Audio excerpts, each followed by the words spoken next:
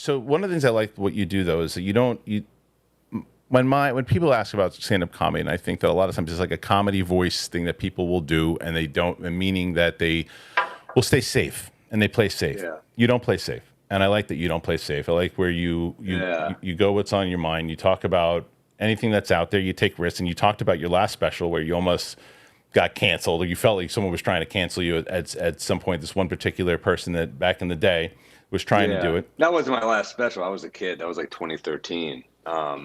But no, I mean, look, I don't like even being described that way of like he's not safe. I think that's like it just makes you sound like a wannabe or something like that. So I just think like you say what you think is funny. I don't like being described that way because I think it makes you sound like a guy who just like poke for the sake of poking. And I think there's a lot of that going on. But I think if there's a joke that I think is worthwhile, it's hitting. And as long as your intent isn't malicious and you're just trying to be funny, people are going to love that. So, it's funny when I talk to these people at the companies, they're like, "Ooh, we don't think this will work." I'm like, "Cool." I toured it in like 90 different cities, and it worked in all of them. So I'm gonna go ahead and say I think it is gonna work. And they're like, "But we don't know." I'm like, "When's the last time you left LA?" Right. There's certain jokes where they're just like, "We don't know." I'm like, "I know. I'm fucking touring with it. I get it." So I think you just get a good sense of the country, and I'm doing a lot of international dates. I'm like, wow, I get a good sense of what's funny in the world to Yeah. people. You know what to cut, and leading with the like, it's not safe. I just think it sounds like it's trying to get in trouble. Well, I understand. I understand what you mean. Yeah. I understand that, but it was what the intent of what I was saying there too was more so of like because for you as a comedian, I understand exactly 100% what you're saying to me. But like when it comes to some people when they're watching the safer comedians, meaning people that are more, I guess, family friendly, people who don't take the risks. And I know you don't want to get boxed in to be like, well, I'm not just doing it because it's who you are and that's what you want to talk about. I understand that 100%. But it's refreshing to me to see it from you, from someone who tunes into it, going, well, this guy is not scared to talk about whatever's out there, and even bringing up when you're talking about this stuff, because the trans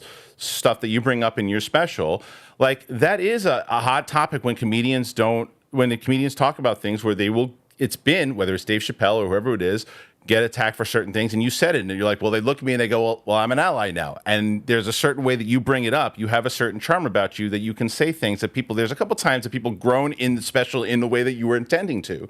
But it's not because you're... I never want them to groan. Yeah, but they did it.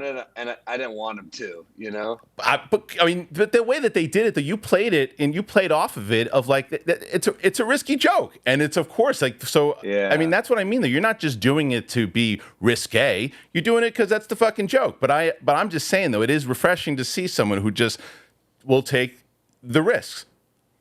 Yeah, it's fun. I don't think of it as a risk. It's just kind of where my mind goes. Fair. It's more like math to me, a joke. Like, okay, this plus this equals this, as opposed to like this is edgy. It's more just like, I think that's just how I always train my mind to think. Sure.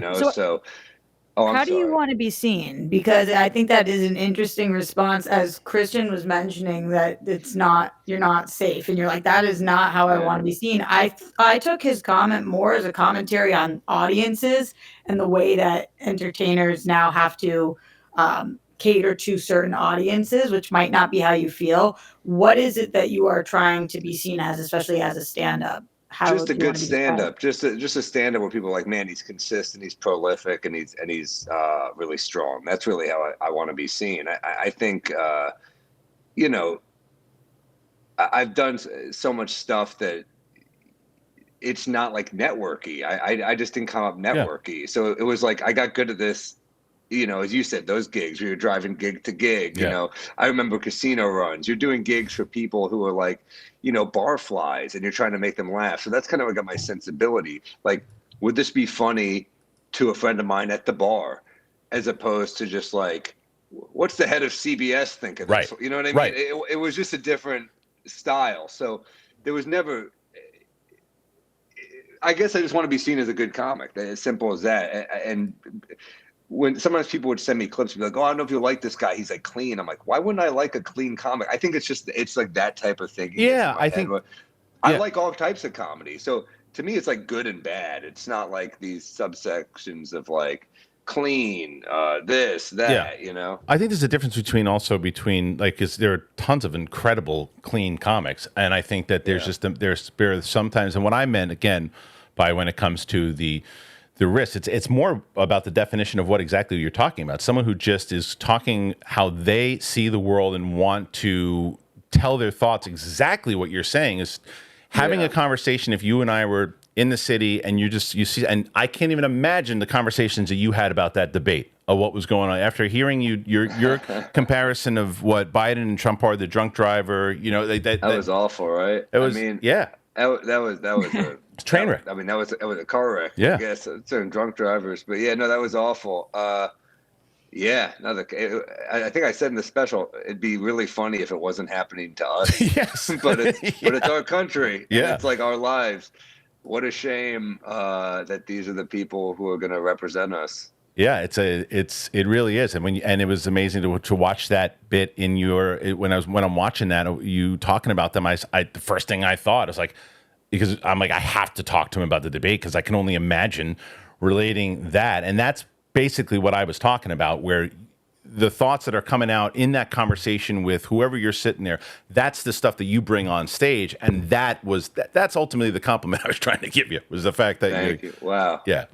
Look, he said thank you. He appreciates the compliment. Good one. Thanks for calling me. Thanks for calling me not safe.